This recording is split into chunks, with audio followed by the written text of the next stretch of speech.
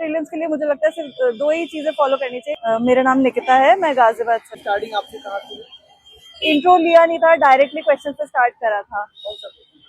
तो सर उन्होंने मुझे एजुकेशनल बैकग्राउंड पूछा था, तो उसके बाद उन्होंने डायरेक्ट शुरू करा था कि लॉ, विमेन से रिलेटेड लॉज कौन से हैं, कॉन्स्टिट्यूशन में है या नहीं, क्या लॉ और जस्टिस डिफाइंड है या नहीं कहीं पर कॉन्स्टिट्यूशन में।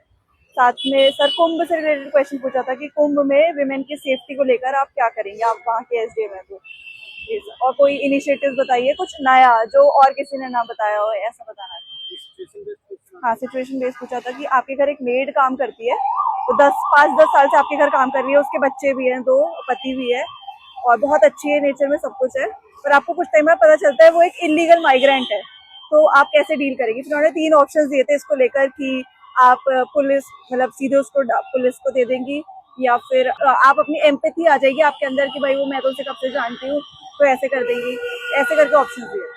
और इसके अलावा सिचुएशन नहीं, सिचुएशन और इलेक्ट्रॉनिक्स भी मेरा बैकग्राउंड है, तो उससे रिलेटेड की कोई अभी हमारे जो पीएम और सीएम है वो बाहर गए हुए हैं, तो कुछ इस तरीके की पॉलिसीज इलेक्ट्रॉनिक्स से रिलेटेड पूछी गई थी। करंट इवेंट्स हुई हो?